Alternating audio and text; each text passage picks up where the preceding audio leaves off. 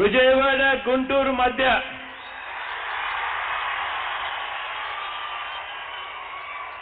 ఈ రోజున ఒక మహా సముద్రం కనిపిస్తా ఉంది.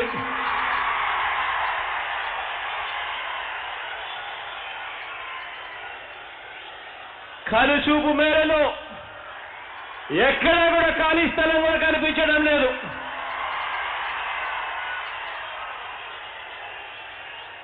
వర్షం పడతా ఉంది గత 2 గంటల నుంచి. అయినా కూడా ఏ ఒక్కరూ కూడా చెక్కు చెదరలేదు. అచంచల విశ్వాసంతో, చిక్కటి చిరునవ్వులతో ఆప్యాయతలు చూపిస్తా ఉన్నారు, అనురాగాన్ని పంచిపెడతా ఉన్నారు. ఇది పార్టీ కార్యకర్తలు, అభిమానుల ఒక మహా సముద్రం ఈ రోజు కనిపిస్తా ఉంది ఇక్కడ.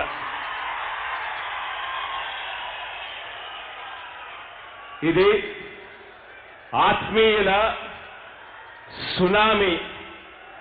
అది ఇక్కడే, ఈ పూటే ఇక్కడే కనిపిస్తా ఉంది. చూస్తూ చూస్తూ 13 సంవత్సరాలు అయిపోయింది. 13 ఏళ్లగా ఇదే అభిమానం, ఇదే నమ్మకం నాపై చూపిస్తూ మరోసారి పార్టీ అధ్యక్షుడిగా ఏకగ్రీవంగా ఎన్నుకున్న మీ అందరికీ కూడా నా హృదయపూర్వకంగా 2 చేతులు జోడించి, శిరస్సు వంచి పేరు పేరు నా హృదయపూర్వకంగా కృతజ్ఞతలు తెలుపుకుంటా ఉన్నాను.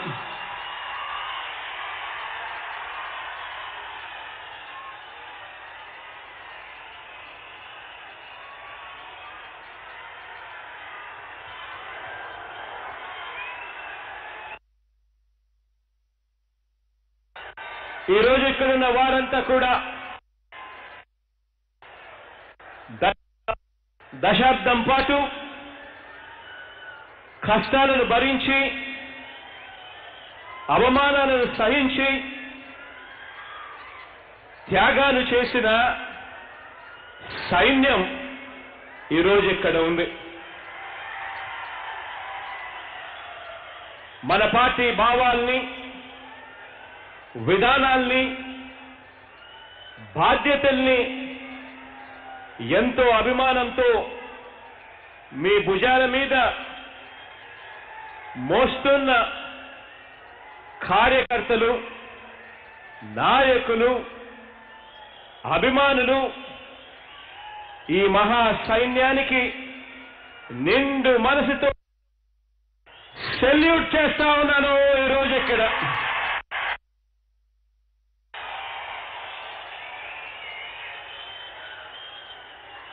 నా కష్టంతో పాటు మీ త్యాగాలు, మీ శ్రమ, మీ కష్టాల పునాదుల మీద ఏర్పడిన మనందరి ప్రభుత్వం ఆధ్వర్యంలో ఈ 3 ఏళ్ల కాలంలో మన రాష్ట్రంలో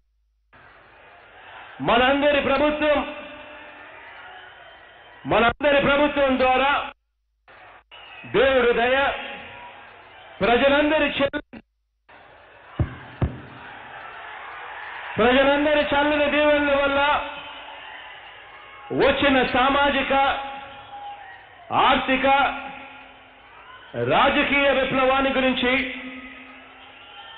రైతు, మహిళ, విద్య, వైద్య, వ్యవసాయ విప్లవాల గురించి, గ్రామం నుంచి జిల్లా వరకు పరిపాలనలో తీసుకువచ్చిన మార్పుల గురించి, నిజాయితీ, చిత్తశుద్ధి ఉన్న పార్టీగా రాబోయే తరం మీద బాధ్యత ఉన్న పార్టీగా మన భవిష్యత్తును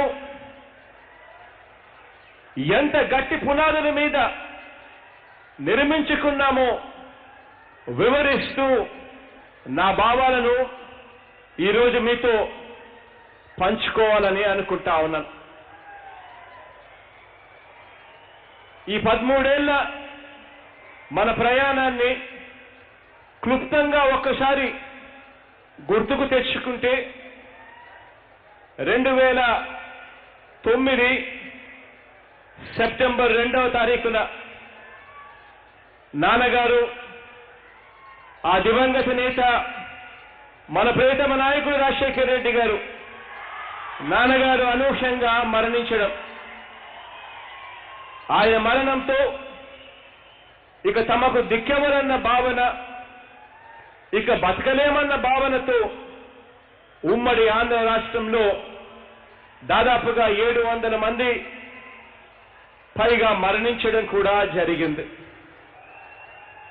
ఆ మరణించిన వారి కుటుంబ సభ్యులను, ఆ కుటుంబాలను పరామర్శించడానికి కూడా వీల్లేదన్న పార్టీని ఎదిరించినందుకు అప్పట్లో టీడీపీ, కాంగ్రెస్ రెండు కలిసి నా మీద కేసులు వేశాయి.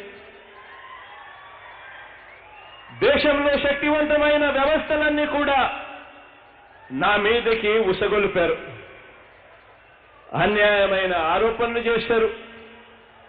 అరెస్టులు సైతం చేయించడానికి వెనకడుగు వేయలేదు. జగన్ ఆ రోజు ఓదార్పు యాత్ర మానుకుంటే ఆ కేసులే ఉండేవే కాదు. అలాంటి బెదిరింపులకు జగన్ లొంగే వ్యక్తి అయితే ఈరోజు మీ జగన్ మీ సమక్షంలో మీ ముందు ఈరోజు ఇలా ఉండేవాడే కాదు.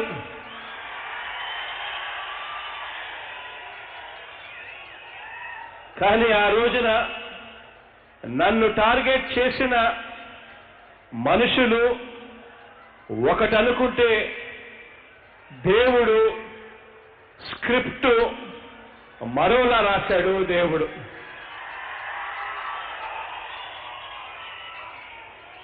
మరి ఈ రోజున ఆ పార్టీల పరిస్థితి, ఆ అన్యాయం చేసిన ఆ పార్టీల పరిస్థితి ఏమిటి,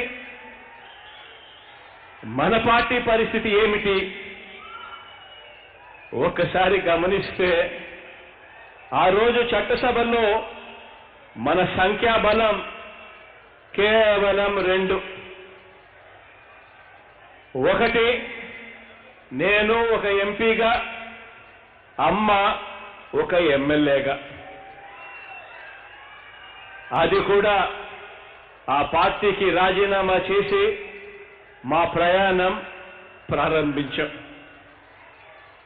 ఒకసారి గుర్తుకు తెచ్చుకుంటే 1తో ప్రారంభమైన ఆ ఎమ్మెల్యేల ప్రయాణం ఈరోజు 151కి చేరింది.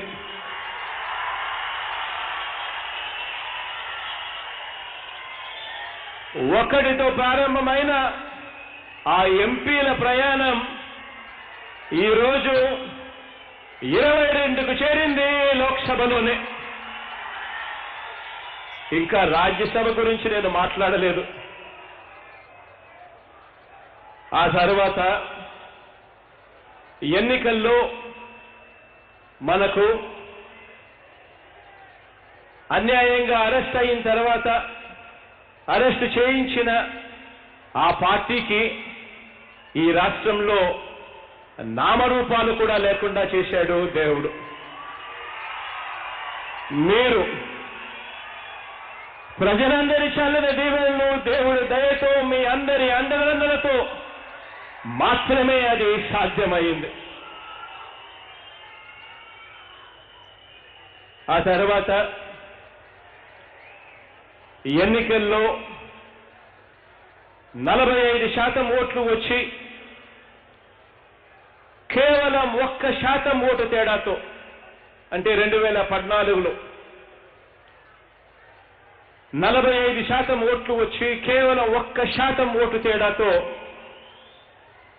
శాసనసభలో ప్రతిపక్షంలో కూర్చోవాల్సి వచ్చింది. 67కు మన బలం పరిమితమయ్యాం. 9 మంది ఎంపీలను గెలుచుకున్న వారిలో 2014లో అప్పుడు కూడా మళ్ళీ కుట్రలే, అప్పుడు కూడా మళ్ళీ కుటుంతరలే. జగన్కు గాలి ఆడనివ్వకూడదు, జగన్కు ఊపిరాడనివ్వకూడదు అని మళ్ళీ కుట్రలే. 67 మంది ఎమ్మెల్యేలలో 23 మంది ఎమ్మెల్యేలను సంతలో పశువులు మాదిరిగా కొన్నారు. 9 మంది ఎంపీలలో 3 ఎంపీలను సంతలో పశువులు మాదిరిగానే కొన్నారు. పార్టీ నిర్వీర్యమైపోవాలి, జగన్ కలపడకుండా పోవాలి అని కుయుక్తులు కుతంత్రాలు చేశారు. కానీ దేవుడు మరోలా స్క్రిప్ట్ రాశాడు. 2019 ఎన్నికలు వచ్చాయి. 2019 ఎన్నికలు వచ్చిన తర్వాత అప్పుడు మన దగ్గర నుంచి అన్యాయంగా ఏ పార్టీ అయితే 23 మంది ఎమ్మెల్యేలను 3 ఎంపీలను ఏ పార్టీ అయితే అన్యాయంగా మన దగ్గర నుంచి కొనుగోలు చేసిందో తీసుకుందో అదే పార్టీకి మళ్ళీ 2019లో వచ్చింది మళ్ళీ కేవలం అవే 23 స్థానాలు ఎమ్మెల్యేలు, అవే 3 స్థానాలు ఎంపీలు. దేవుడు స్క్రిప్ట్ రాస్తే గొప్పగా రాస్తాడు. నిజంగా అది కూడా మే 23వ తారీఖున ఎన్నికల రిజల్ట్స్. ఎప్పటికైనా కూడా మంచి గెలుస్తుంది అన్నదానికి ఇదే నిదర్శనం. ఎన్నికలైపోయాయి. దేవుడి దయతో, ప్రజలందరి చల్లని దీవెనలతో, మీ అందరి అండదండలతో ఈ 3 ఏళ్లలో మన ప్రభుత్వం కొనసాగుతా ఉంది. ఎన్నికలైపోయిన తర్వాత మొట్టమొదటి రోజున ప్రమాణ స్వీకారం చేసే రోజున ఏదైతే చెప్పామో, ఎన్నికలకు ముందు మేనిఫెస్టోలో ఏదైతే చెప్పామో అవన్నీ కూడా తూచా తప్పకుండా ప్రతిరోజు అడుగులు వేస్తానే ఉన్నాము నెరవేర్చడం కోసం. ఈ 3 ఏళ్లలో నా ఫోకస్ గత ప్రభుత్వం మాదిరి, గత చంద్రబాబు నాయుడు గారి మాదిరిగా ఎమ్మెల్యేలను కొనాలని, వాళ్ళ పార్టీని నిర్వీర్యం చేయాలి అని అటువంటి దిక్కుమాలిన ఆలోచనలు ఎప్పుడూ నేను చేయలేదు. ఈ 3 ఏళ్లలో నా ఫోకస్ వాళ్ళ మాదిరిగా ప్రతిపక్షం మీద పెట్టలేదు. టీడీపీ ఎమ్మెల్యేలను ఎలా లాగాలని, ఎలా కొనాలని నేను ఏనాడు కూడా ప్రయత్నం చేయలేదు. నా ఫోకస్ అంతా ప్రజలకు ఎంత మంచి చేస్తాం, ఎలాంటి పాలన అందించగలుగుతామన్న ఒకే ఒక్క అంశం మీదనే నా ఫోకస్ మొత్తం పెట్టడం జరిగింది. ఒక పేద కుటుంబం, ఒక రైతు కుటుంబం, ఒక దిగువ మధ్యతరగతి కుటుంబం, ఆ కుటుంబంలో ఉండే సభ్యులు, వారి అవసరాలు, అణగారిన సామాజిక వర్గాలకు ఆర్థికంగా కానివ్వండి, అధికారంలో వాటాపరంగా కానివ్వండి, ఈ 2 అంశాలలో వారికి న్యాయం చేయటం, అవ్వాతాతలకు, అక్క చెల్లెమ్మలకు, పిల్లలకు న్యాయం చేయటం, ఇలాంటి అంశాల మీదనే వైఎస్ఆర్ కాంగ్రెస్ ప్రభుత్వం అంటే మీ ప్రభుత్వం ఫోకస్ పెట్టింది అని చెప్పి కూడా సగర్వంగా తెలియజేస్తా ఉన్నాను. నా 3648 కిలోమీటర్ల పాదయాత్ర, అందులో నేను చూశాను, నేను విన్నాను, నేను ఉన్నాను అని ఏవైతే మాటలు చెప్పానో ఆ చెప్పిన ప్రతి మాట కూడా అమలు చేసేందుకే ఈ 3 ఏళ్లలో దృష్టి పెట్టడం జరిగింది.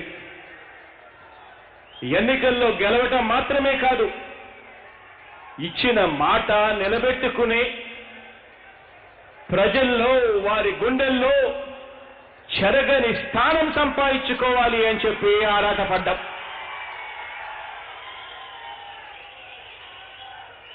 ఒకటే ఒక మాట చెప్తా ఉన్నా, రాజకీయాలలో అన్నా కానీ ఒక మనిషికైనా కూడా లేదా ఒక రాజకీయ పార్టీకైనా కూడా 2 గుణాలు ఉండాలి. ఒకటి క్యారెక్టర్, 2 క్రెడిబిలిటీ.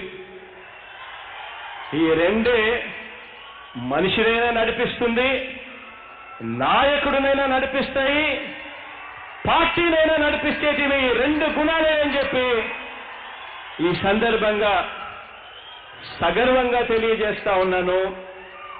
ఇవే మన పార్టీ ఫిలాసఫీ అని చెప్పి కూడా సగర్వంగా తెలియజేస్తా ఉన్నాను.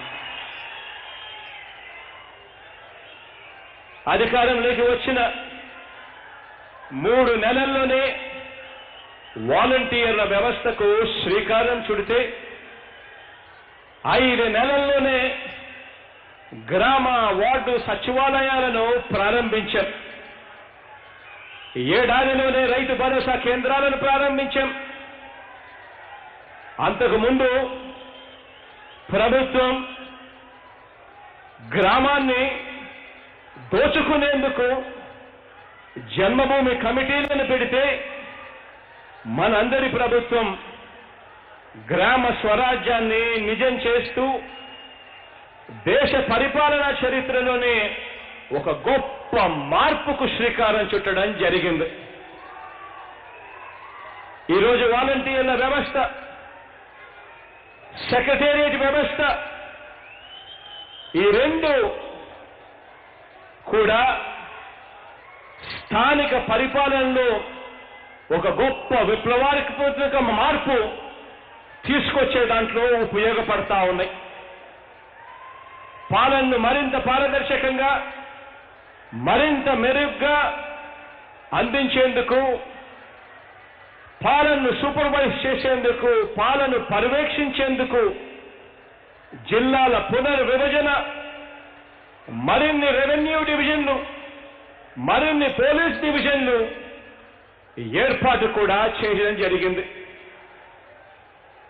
44 ఏళ్ల రాజకీయ జీవితం, 14 ఏళ్లగా ముఖ్యమంత్రిగా అనుభవం ఉన్నాయని డంకా బజాయించుకుని చెప్పుకుంటా ఉంటారు కొంతమంది. నేను అడుగుతా ఉన్నాను, ఏ రోజైనా కూడా ఇలాంటి ఆలోచన, ఇలాంటి విప్లవాత్మక ఆలోచన ఏ రోజైనా, ఒక్క రోజైనా కూడా ఇలాంటి ఆలోచన వచ్చిందా అని చెప్పి అడుగుతా ఉన్నాను. గతంలో చంద్రబాబు నాయుడు గారికి కానీ ఆయన పార్టీకి కానీ. ఎందుకంటే ప్రజల కష్టాల గురించి, వారి బాగోగుల గురించి అర్థం చేసుకుని ఆలోచించే చిప్పు మైండ్లోనూ గుండెలోనూ ఉండాలి. ఈ మధ్యకాలంలోనే చంద్రబాబు నాయుడు గారు ఒక రింగును చూపించి ఆ రింగులో చిప్ ఉంది అని చెప్తా ఉన్నారు. చంద్రబాబు మాదిరిగా వేలు ఉంగరంలోనో, లేదో మోకాలులోనో, లేదో అరికాల్లోనో ఆ చిప్పు ఉంటే లాభం ఉండదు. చిప్పు ఉండాల్సింది మెదడులోనూ, చిప్పు ఉండాల్సింది గుండెలోనూ. అప్పుడే ప్రజలకు మంచి చేసే ఆలోచనలు వస్తాయి అని చెప్పి ఈరోజు ఇదే పెద్ద మనిషికి తెలియజేస్తా ఉన్నాను. చంద్రబాబు నాయుడు గారికి ఎప్పుడూ కూడా మంచి చేయాలి అన్న ఆలోచన తపన లేదు. ఎందుకంటే ఆయనకున్నది పదవి మీద వ్యామోహమే తప్ప ప్రజల మీద మమకారం ఆయనకి ఎప్పుడూ కూడా లేదు. అందుకే కదా 14 ఏళ్ళు సీఎంగా చేసిన ఈ మనిషి అప్పట్లో ఏమీ కూడా చేయకపోగా ప్రజల ఒత్తిడి మేరకు చివరికి మన ప్రభుత్వానికి అర్జీ పెట్టుకున్నాడు. తన కుప్పం నియోజకవర్గంలో రెవెన్యూ డివిజన్ ఇవ్వండి అని చెప్పి మన ప్రభుత్వానికి పెద్ద మనిషి అర్జీ పెట్టుకున్నాడు. ఆ రెవెన్యూ డివిజన్ కూడా చివరికి కుప్పంలో ఇచ్చింది మీ జగనన్న ప్రభుత్వమే, మన ప్రభుత్వమే, వైఎస్ఆర్ కాంగ్రెస్ పార్టీయే. అది కూడా ఎందుకు చేశామో తెలుసా? కుప్పం ప్రజలకు మంచి జరగాలి అని.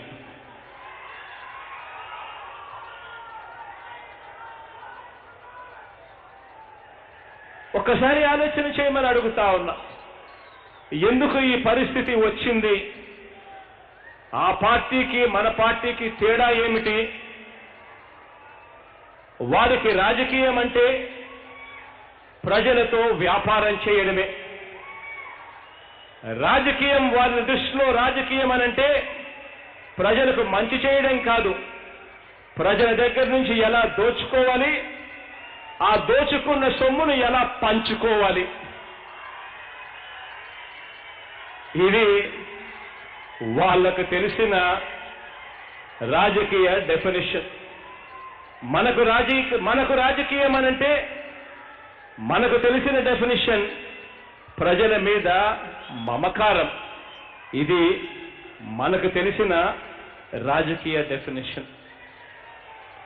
తెలుగుదేశం పార్టీ అనేదే ఒక పెత్తందారి పార్టీ. ఒకసారి గమనించమని అడుగుతా ఉన్నా.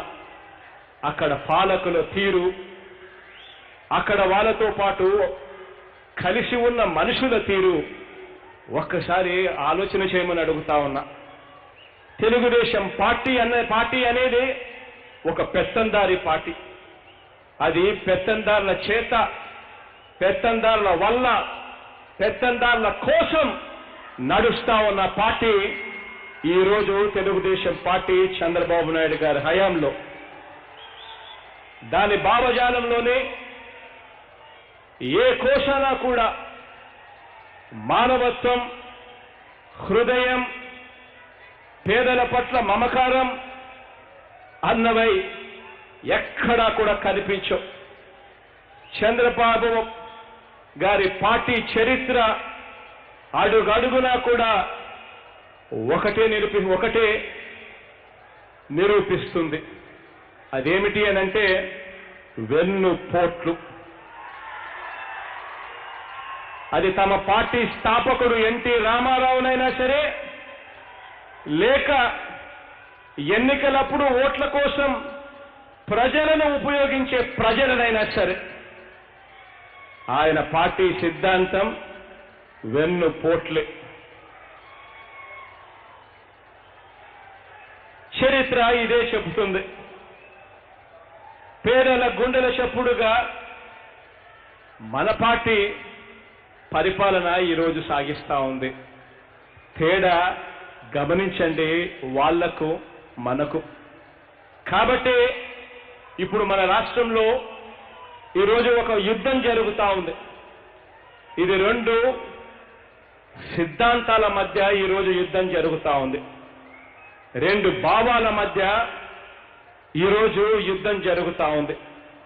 ఈ యుద్ధంలో పేదలు, దిగువ మధ్యతరగతి వర్గాలకు న్యాయం చేయాలి, అండగా నిలవాలి అని మనం ఆ పేదలకు, ఆ దిగువ మధ్యతరగతి పేదలకు, ఆ వర్గాలకు వారికి న్యాయం చేయడానికి వీల్లేదని టీడీపీకి తోడు దాని దుష్ట చతుష్టయం ఎలా వాదిస్తా ఉన్నాయో, ఎంత నిస్సిగ్గుగా ప్రయత్నం చేస్తున్నాయో కొన్ని ఉదాహరణలు మాత్రమే మీ ముందర ఉంచుతున్నాను. మీరే చెప్పండి. తనకో నీతి, ఎదుటి వారికి ఒక నీతి, పాటించే వారిని రెండు నాలుకల వారు, నీతి లేని వారు, అలాంటి వారిని ఏమంటాము అని మీరే చెప్పండి. తమ పిల్లల్ని, తమ మనవల్ని ఇంగ్లీష్ మీడియం బడులలో వాళ్ళు చదివిస్తారట. పేదల పిల్లలు మాత్రం తెలుగు మీడియం బడులలోనే చదవాలి అట. ఈ టీడీపీ భావాలకు, ఈ దుష్ట చతుష్టయం భావాలకు పేద పిల్లలు చదివే గవర్నమెంట్ బడులలో కూడా ఇంగ్లీష్ మీడియం ఉండాలన్న మన పార్టీ సిద్ధాంతానికి మధ్య ఎంత తేడా కనిపిస్తా ఉందో ఒక్కసారి ఆలోచన చేయమని అడుగుతా ఉన్నా. ఈ కుటుంబాల పిల్లలు, ఈ తరం పిల్లలు కూడా వారి పొలాల్లోనే కూలీలుగా, వారి వ్యాపారాలకు, పరిశ్రమలకు వెట్టి చాకిరీ చేసేవారిగా మన పిల్లలందరూ కూడా మిగిలిపోవాలన్నది మన ప్రతిపక్షం ఆలోచన. ఈ దుష్ట చతుష్టయం చేస్తా ఉన్న ఆలోచన. అనగారిన కులాలు, అనగారిన వర్గాలు ఏనాటికి కూడా ఎదగకూడదు అన్నది బాబు విధానం. ఆ విధానంలోనే భాగంగానే విద్యా విధానం కూడా వాళ్ళది ఈ మాదిరిగానే సాగుతా ఉంది. ఈ విషయం ఈ మాదిరిగా చేయడం ధర్మమేనా, అది అధర్మం కాదా, ఒక్కసారి ఆలోచన చేయమని అడుగుతా ఉన్నాను. మరో ఉదాహరణ చెప్తున్నాను. ప్రభుత్వ బడులలో చదువుతున్న పిల్లలకు వారు 8వ తరగతిలోకి వచ్చేసరికి, ఆ 8వ తరగతిలోకి వచ్చేసరికి వాళ్ళకు ఒక మంచి ట్యాబ్ ఉచితంగా ఇచ్చి మార్కెట్లో 24,000 రూపాయలు పైగా విలువ చేసే పాఠాలను ఆ పిల్లలకు ఉచితంగా అందించేందుకు బైజూస్ యాప్ను కూడా ఆ పిల్లలకు ఉచితంగా ఇస్తూ ఉంటే, ఇదే పెద్ద మనిషి చంద్రబాబు నాయుడు గారు అంటారు అదేం జ్యూసు అని ఈ పెద్ద మనిషి చంద్రబాబు నాయుడు గారు వెటకారం చేస్తారు. ఇలాంటి వ్యాఖ్యలను చేస్తా ఉన్నా, ఇలాంటి ఉద్దేశాలు ఉన్న ఇటువంటి చంద్రబాబు నాయుడు గారిని ఒక్కసారి చూడండి. టీడీపీ గవర్నమెంట్ ఎవరిని ప్రోత్సహిస్తుంది అనంటే నారాయణ చైతన్య స్కూళ్ల కోసం, నారాయణ చైతన్య బాగోగుల కోసం తెలుగుదేశం పార్టీ శ్రమిస్తుంది. మన ప్రభుత్వమేమో గవర్నమెంట్ బడులలో కార్పొరేట్ స్థాయికి తీసుకొని పోవడానికి పనిచేస్తుంది. గవర్నమెంట్ బడులలో కూడా కార్పొరేట్ స్థాయిలో చదువులు అందాలి, రావాలి అని, ఇది పేద పిల్లలకు అవసరమని, వాళ్ళ తలరాతలు మారాలి అనంటే ఇది జరగాలి అని, ఇది మన సిద్ధాంతమని మనం శ్రమిస్తా ఉన్నాము. ఒకవైపున శ్రమిస్తూ తేడా కూడా చూపిస్తా ఉన్నాం. మనం ఏకంగా ఒక్క చదువుల రంగంలోనే, ఒక్క విద్యా రంగంలోనే ఏకంగా 9 పథకాలను ఒక్క విద్యారంగంలోనే అమలు చేస్తా ఉన్నాం. పిల్లల్ని చదివిస్తున్న తల్లులకు ప్రోత్సాహకంగా జగనన్న అమ్మఒడి ద్వారా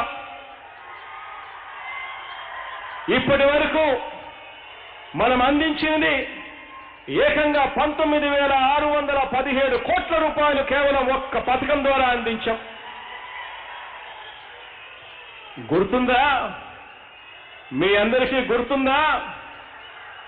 ఎన్నికలప్పుడు నేను అన్నా, ప్రతి గ్రామానికి వెళ్ళండి, ప్రతి పట్టణానికి వెళ్ళండి, ప్రతి ఇంటికి వెళ్ళండి, ప్రతి అక్కకు చెప్పండి, ప్రతి చెల్లెమ్మకు చెప్పండి, అక్క చెల్లెమ్మ 2 నెలలు ఓపిక పట్టక్క, 2 నెలలు ఓపిక పట్టు చెల్లెమ్మ, అన్నొస్తాడు.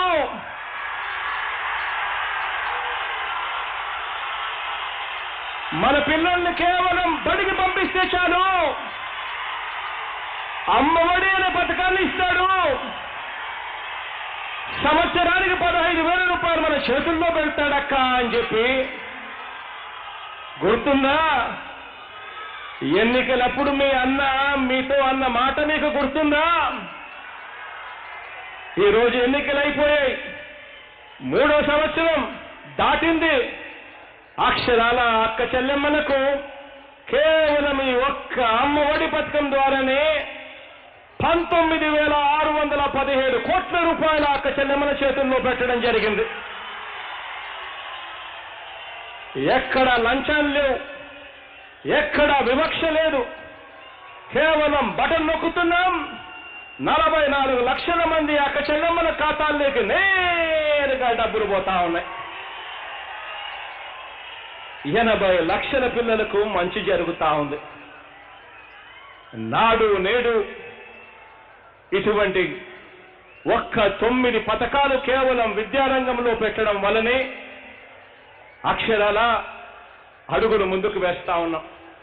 నాడు నేడు అన్న పథకం గురించి నేను చెప్పలేదు, కానీ నాడు నేడు అన్న పథకం అక్షరాల మంచి చేస్తుంది అని నమ్మి 56,703 గవర్నమెంట్ బడుల మీద ఆ గవర్నమెంట్ బడుల రూపురేఖలు మార్చడం కోసం అక్షరాల 16,352 కోట్ల రూపాయలు ఖర్చు చేస్తా ఉన్నాం. కేవలం మన పిల్లలు వెళ్ళే మన బడులు బాగుండాలి, మన పిల్లలు గొప్పగా చదవాలి, ఆ చదువులతో వాళ్ళ తలరాతలు మారాలి అని తాపత్రయంతో చేస్తా ఉన్నాం. ఈ 3 ఏళ్లలో విద్యా రంగంలో వివిధ పథకాల మీద పిల్లల నుంచి విద్యారంగం మీద పిల్లల చదువుల కోసం మనం ఖర్చు చేసింది అక్షరాల 52,000 కోట్ల రూపాయలు ఇవాళ ఖర్చు చేశాము అని చెప్పి కూడా సగర్వంగా తెలియజేస్తా ఉన్నాం. గవర్నమెంట్ బడుల గురించి టీడీపీ ఒక్కసారి ఆలోచన చేయమని అడుగుతా ఉన్నా. గవర్నమెంట్ బడుల గురించి కానీ, ఆ చదువుకుంటున్న పిల్లల గురించి కానీ, ఆ పిల్లల్ని బడులకు పంపిస్తా ఉన్న తల్లిదండ్రుల గురించి కానీ టీడీపీ చంద్రబాబు నాయుడు గారు ఈ దుష్ట చతుష్టయం ఏ రోజైనా ఒక్క రోజైనా కూడా వాళ్ళ బాగోగుల గురించి ఆలోచన చేసిందా అని చెప్పి ఒక్కసారి ఆలోచన చేయమని కోరుతా ఉన్నా.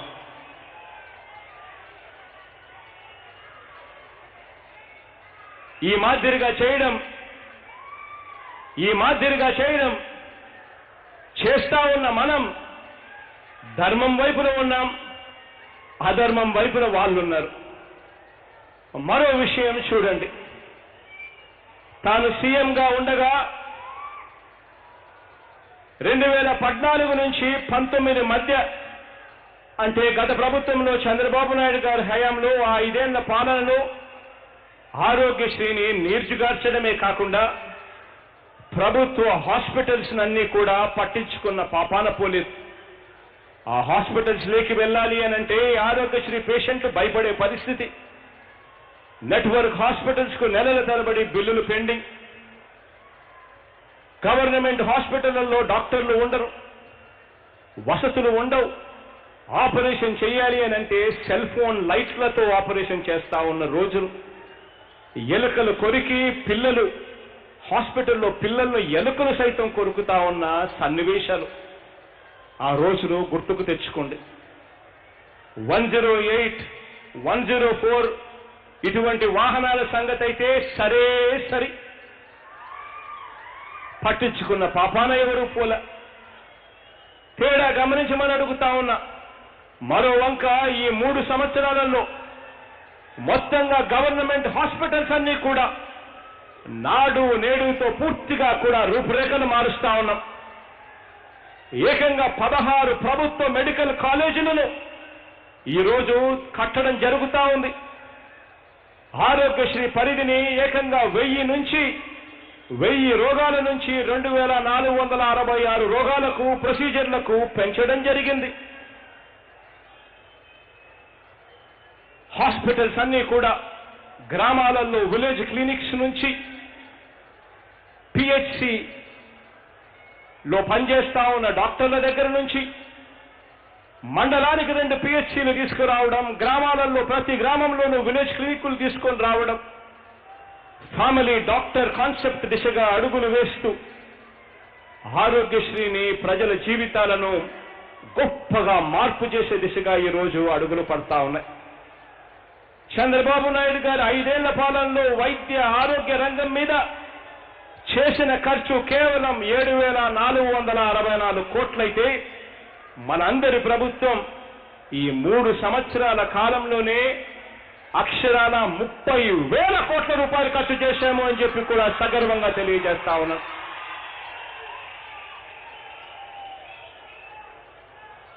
మరి పేదల్ని బతికించే విషయంలో ఏ పార్టీ ఏ మాదిరిగా పనిచేసింది అన్నది ఒక్కసారి గమనించమని అడుగుతా ఉన్నా. తేడా చూడమని అడుగుతా ఉన్నా. గతంలో చంద్రబాబు నాయుడు గారి పరిపాలన, అప్పట్లో తాను వాగ్దానం చేసిన చంద్రబాబు నాయుడు గారు వాగ్దానం చేసిన మేనిఫెస్టోను గొప్పగా చూపించుకుంటారు. ఎన్నికలప్పుడు దాన్ని ప్రదర్శిస్తారు. ఎన్నికలప్పుడు దాన్ని చూపించి ఓట్లు అడుగుతారు. ఓట్లు అడిగిన తర్వాత గతంలో చంద్రబాబు నాయుడు గారి హయాంలో అటువంటి మేనిఫెస్టో పరిస్థితి ఏమిటో తెలుసా? చెత్తబుట్టలో వేయడం. అటువంటి మేనిఫెస్టో పరిస్థితి ఏమిటో తెలుసా? వాళ్ళ వెబ్సైట్స్ లో కూడా అది కనిపించకుండా తీసేయడం. ఏకంగా 650 వాగ్దానాలు చేసి కేవలం 10% కూడా వాగ్దానాలు అమలు చేయని అద్భుతమైన పరిస్థితిలో చంద్రబాబు నాయుడు గారు ఉంటే 3 ఏళ్ల తర్వాత మన ప్రభుత్వం వచ్చి ఇప్పటికి 3 ఏళ్ళు అవుతా ఉంది. 3 ఏళ్ల తర్వాత ఇంటింటికి వెళ్ళి, ప్రతి అక్క దగ్గరికి వెళ్ళి, ప్రతి చెల్లెమ్మ దగ్గరికి వెళ్ళి, ప్రతి అన్న దగ్గరికి వెళ్ళి, ప్రతి తమ్ముడి దగ్గరికి వెళ్ళి, ప్రతి రైతన్న దగ్గరికి వెళ్ళి, ప్రతి అవ్వ తాత దగ్గరికి వెళ్ళి, ఇదిగో అక్క, ఇదిగో చెల్లెమ్మ, ఇదిగో మా పార్టీ మేనిఫెస్టో, ఎన్నికలప్పుడు చెప్పాం మాటలు అక్షరాల ఈ 3 సంవత్సరాలలో 95% వాగ్దానాలు అమలు చేశాం. ఇదిగో అక్క, ఆ మేనిఫెస్టో చూడక్క, అవునా కాదా అన్నది నువ్వే చెప్పక్క అని చెప్పి ప్రతి అక్కకు ప్రతి చెల్లెమ్మకు ఈరోజు మేనిఫెస్టో చూపించి 3 సంవత్సరాల తర్వాత మన ప్రజాప్రతినిధులు ఈరోజు గడప గడపకు వెళ్తా ఉన్నారు. ప్రతి అక్కకు ప్రతి చెల్లెమ్మకు చెప్తా ఉన్నారు, అక్క మీకు ప్రభుత్వ పథకాలు అందితేనే, మీకు జగనన్న న్యాయం చేశాడని మీరు నమ్మితేనే, మేనిఫెస్టోలో చెప్పింది జగనన్న చేశాడు అని చెప్పి నీకు నమ్మకం కలిగితేనే వచ్చే ఎన్నికల్లో మీరు ఆశీర్వదించండి జగనన్నను, వచ్చే ఎన్నికల్లో జగనన్నకు తోడుగా ఉండండి అని చెప్పి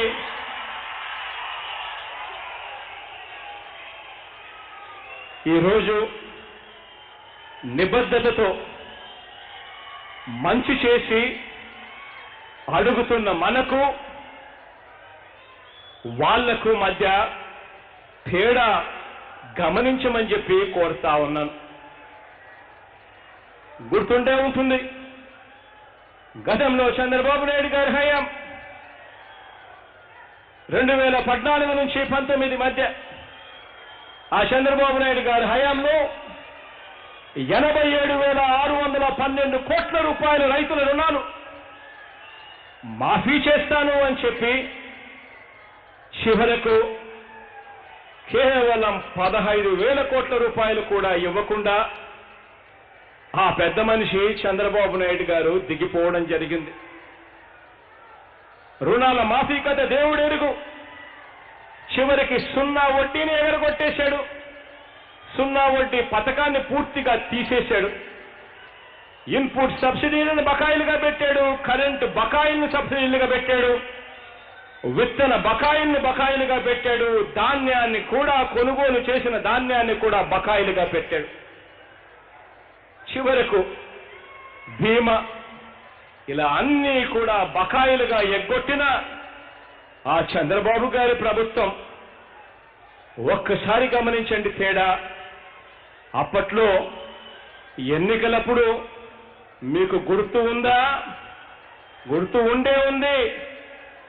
ఆ రోజు నేను అన్నా, ప్రతి ఇంటికి వెళ్ళండి, ప్రతి గ్రామంలోకి వెళ్ళండి, ప్రతి టౌన్లోకి వెళ్ళండి, ప్రతి ఇంటికి వెళ్ళండి, ప్రతి అక్కకు చెప్పండి, ప్రతి చెల్లెమ్మకు చెప్పండి, ప్రతి అన్నకు చెప్పండి, ప్రతి తమ్ముడికి చెప్పండి,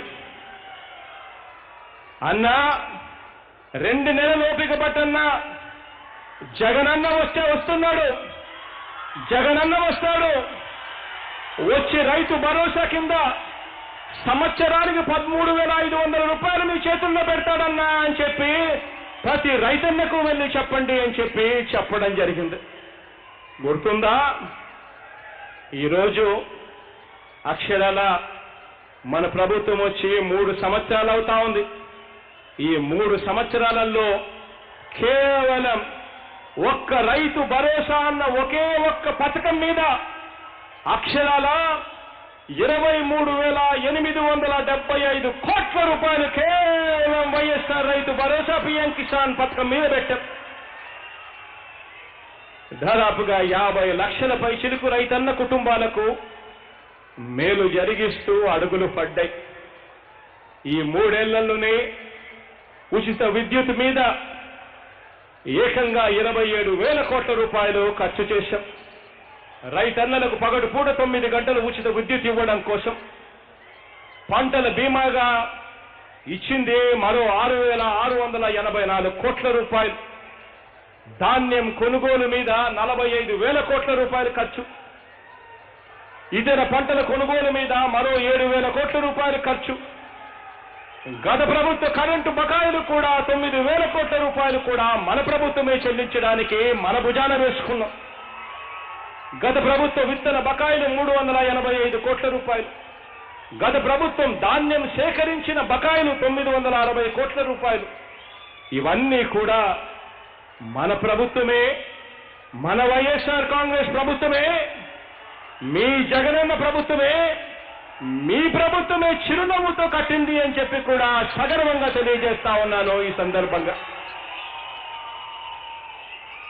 రైతును గుండెల్లో పెట్టుకున్న ప్రభుత్వం కాబట్టి ఎప్పుడూ జరగని విధంగా గ్రామ స్థాయిలోనే ఆర్బీకేలను స్థాపించాం.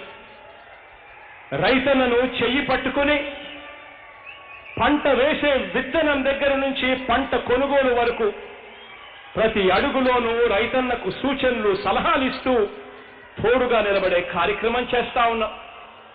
రైతు బాగోగుల గురించి ఆలోచన చేస్తా ఉన్న ప్రభుత్వం కాబట్టి ఈ 3 ఏళ్ల కాలంలో ఉట్టి వ్యవసాయ రంగం మీద చేసిన ఖర్చు అక్షరాల 1,27,000 కోట్ల రూపాయలు ఖర్చు చేశామని చెప్పి కూడా సగర్వంగా తెలియజేస్తా ఉన్నాను. రైతు పక్షపాత ప్రభుత్వంగా అని చెప్పి కూడా ఈరోజు మీ అందరికీ కూడా సగర్వంగా, మీ బిడ్డగా, మీ అన్నగా, మీ తమ్ముడిగా ఈరోజు తెలియజేస్తా ఉన్నాను. రైతు సంక్షేమం మీద మీ అందరికీ కూడా గుర్తుండే ఉంటుంది. పక్కనే వెస్ట్ గోదావరి జిల్లాలో పామాయిల్ రైతులు పక్కన తెలంగాణలో మెరుగైన రేట్లు వస్తాయి. 10 కిలోమీటర్ల దూరంలో ఉన్న తెలంగాణలో ఇక్కడికి వచ్చేసరికి రేట్లు ఉండవు. అలాంటి పరిస్థితి నుంచి ఈరోజు పామాయిల్ రేట్లు ఏకంగా టన్నుకు 22,000 రూపాయలు పలుకుతా ఉన్న రోజులు ఈ రోజు ఇక్కడ కనిపిస్తా ఉన్నాయి. తేడా గమనించమని అడుగుతా ఉన్నా ప్రతి ఒక్కరిని కూడా. ఇక అక్క చెల్లెమ్మల విషయానికి వస్తే ఈ 3 ఏళ్ల పాలనలో ఒక్క జగనన్న అమ్మఒడి పథకం ద్వారా 44,49,000 మంది తల్లులకు మేలు చేస్తూ 19,617 కోట్ల రూపాయలు ఇస్తే వైఎస్ఆర్ ఆసరా ద్వారా, గుర్తుందా? వైఎస్ఆర్ ఆసరా చెప్పినప్పుడు ఎన్నికలప్పుడు నేను అన్న మాటలు గుర్తున్నాయా? ఆ రోజు ప్రతి ఒక్కరికి చెప్పా, ప్రతి గ్రామానికి వెళ్ళండి, ప్రతి ఇంటికి వెళ్ళండి, ప్రతి అక్కకు చెప్పండి, ప్రతి చెల్లెమ్మకు చెప్పండి, అక్క 2 నెలల ఓపిక పట్టు, జగనన్న వస్తున్నాడు, జగనన్న వస్తాడు, వచ్చి మీ పొదుపు సంఘాల్లో ఉన్న రుణాలన్నీ కూడా 4 దఫాల్లో, వరుసగా 4 దఫాల్లో మొత్తం కూడా జగనన్నే మీ బ్యాంకు ఖాతాల్లో వేస్తాడు అని చెప్పిన మాటలు గుర్తున్నాయా? అక్షరాల వైఎస్ఆర్ ఆసరా ద్వారా ఇప్పటికే 78,74,000 మంది అక్క చెల్లెమ్మలకు సగం డబ్బు 12,758 కోట్ల రూపాయలు ఇప్పటికే చేయడం కూడా జరిగింది అని కూడా సగర్వంగా తెలియజేస్తా ఉన్నాను. వైఎస్ఆర్ చేయుత ద్వారా 25 లక్షల అక్క చెల్లెమ్మలకు అందించిన సొమ్ము 9,180 కోట్ల రూపాయలు. ఆ అక్క చెల్లెమ్మల విషయంలో చెప్పిన మాట మీకు గుర్తుందా? ప్రతి అక్కకు చెప్పమన్నా, అక్క 2 నెలల ఓపిక పట్టు, మీ తమ్ముడు ముఖ్యమంత్రి అవుతాడు.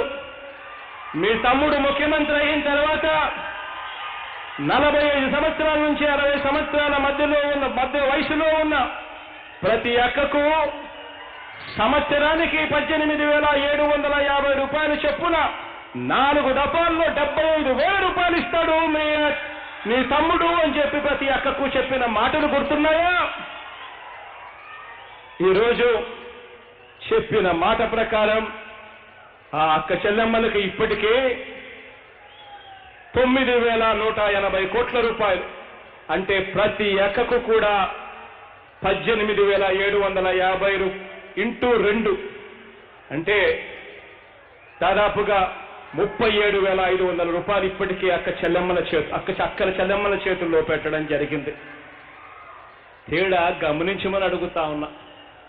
ఇళ్ల నిర్మాణం అక్క చెల్లెమ్మల పేరుతోనే ఇంటి పత్రాలను ఇస్తా ఉన్నాం. అక్క చెల్లెమ్మలకే రిజిస్ట్రేషన్ చేసి ఇచ్చే కార్యక్రమం జరుగుతా ఉంది. ఇళ్ల నిర్మాణం ఏకంగా 31 లక్షల ఇంటి పట్టాలు ప్రతి అక్కను లక్షాధికారిని చేయాలి అని తాపత్రయంతో, ప్రతి చెల్లెమ్మను లక్షాధికారిని చేయాలి అని తాపత్రయంతో ఆ అక్కలకు తమ్ముడు, ఆ చెల్లెమ్మలకు అన్న, మీ అందరికీ మీ వాడిగా గర్వంగా సగర్వంగా తెలియజేస్తా ఉన్నాను. అక్షరాల 31 లక్షల ఇళ్ల పట్టాలు ప్రతి అక్క పేరుతోనూ ప్రతి చెల్లెమ్మ పేరుతోనూ రిజిస్ట్రేషన్ చేయించాం. ఇప్పటికే దాదాపుగా 21 లక్షల ఇళ్ల నిర్మాణాలు వేగంగా కూడా జరుగుతా ఉన్నాయి. ఈ ఇళ్ల నిర్మాణాలన్నీ కూడా పూర్తవుతే ప్రతి అక్కకు ప్రతి చెల్లెమ్మకు కనీసం, అంటే ప్రతి ఇంటికి లెక్కేసుకున్నా కూడా ఒక్కొక్క ఇంటికి కనీసం 5 లక్షల నుంచి 10 లక్షల రూపాయలు ప్రతి అక్క ప్రతి చెల్లెమ్మ చేతుల్లో నేరుగా పెట్టినట్టు అవుతుంది. ఈ ఇల్లు పూర్తవుతే అక్షరాల 2-3 లక్షల కోట్ల రూపాయలు ప్రతి అక్కకు ప్రతి చెల్లెమ్మ చేతుల్లోకి పెడతా ఉన్నాం.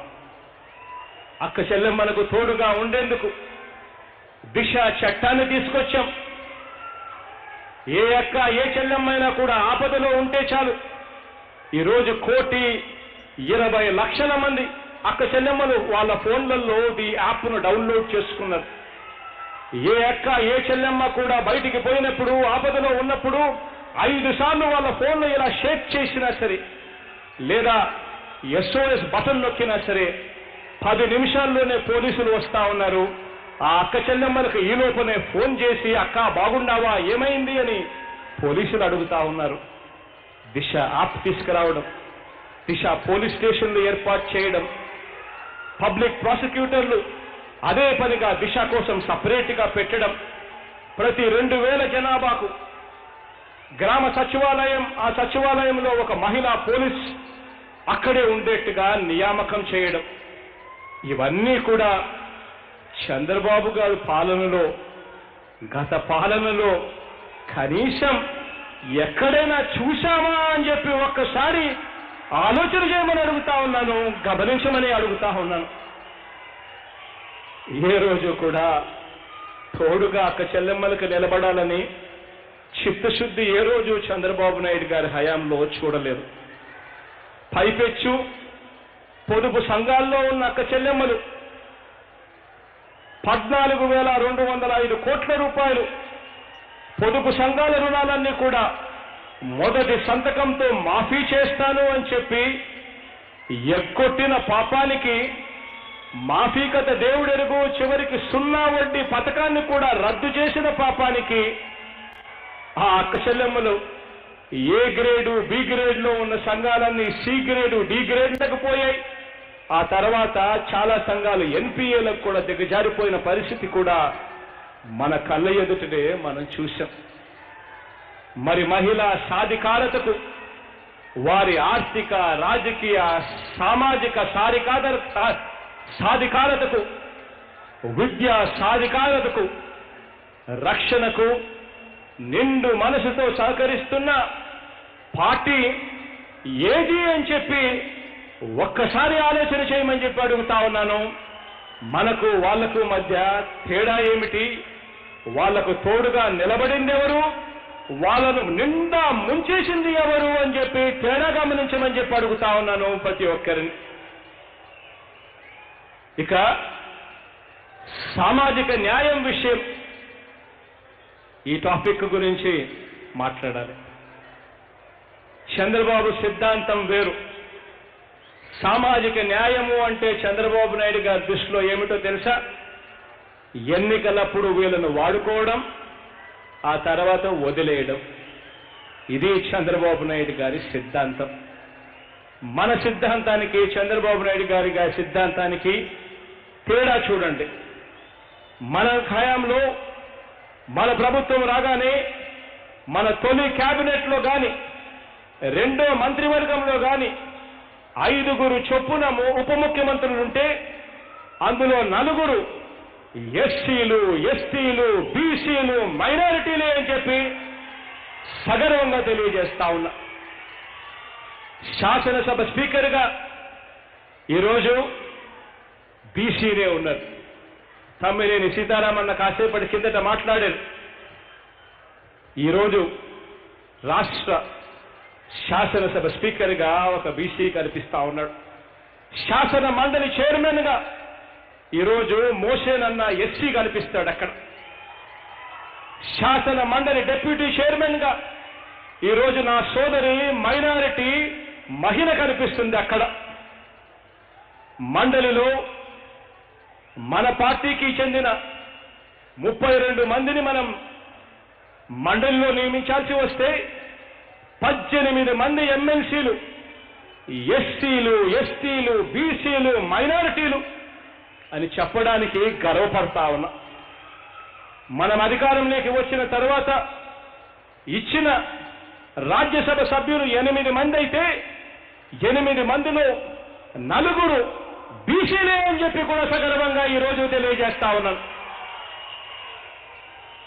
నామినేటెడ్ పోస్టులు, కాంట్రాక్టులలో 50% ఎస్సీలు, ఎస్టీలు, బీసీలు, మైనారిటీలకే ఇవ్వాలి. ఏకంగా చట్టం చేశాం. అందులో సగం మళ్ళీ మహిళలకే ఇవ్వాలని రాజ్యాధికారంలో కూడా వారు న్యాయబద్ధమైన వాటా వాళ్ళకు ఉండాలి అని చెప్పి ఎలాంటి ఉద్యమాలు లేకుండా, ఎలాంటి విప్లవాలు లేకుండా మనసుతో వాళ్లకు మంచి చేయాలి అని చెప్పి ఆరాటంతో అడుగులు ముందుకు మనం వేశాం. తొలిసారిగా శాశ్వత బీసీ కమిషన్ ఏర్పాటు చేశాం. బీసీలకు ప్రత్యేకంగా 56 కార్పొరేషన్లు ఏర్పాటు చేసిన మొట్టమొదటి ప్రభుత్వం మనది అని చెప్పి కూడా సగర్వంగా తెలియజేస్తా ఉన్నాను. అక్షరాల నేరుగా వివక్ష లేకుండా, లంచాలకు తావు లేకుండా నేరుగా బటన్ నొక్కి ప్రతి అక్క, ప్రతి చెల్లెమ్మకు ప్రతి పేదవాడి పేద కుటుంబానికి మంచి జరిగించేందుకు నేరుగా బటన్ నొక్కి ట్రాన్స్ఫర్ చేసింది ఎంతో తెలుసా? అక్షరాల 1,63,000 కోట్ల రూపాయలు నేరుగా అక్క చెల్లెమ్మలకు పేదల కుటుంబాలకు ట్రాన్స్ఫర్ చేశారు.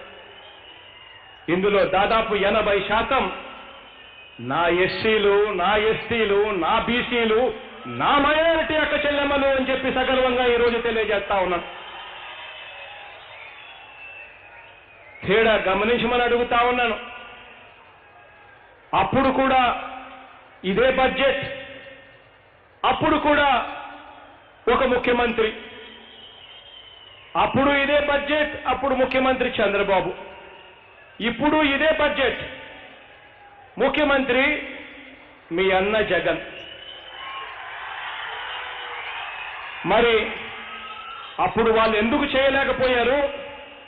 ఇప్పుడు మీ అన్న జగన్ ఎలా చేయగలుగుతా ఉన్నాడు అని ఒక్కసారి ఆలోచన చేయమని అడుగుతా ఉన్నా.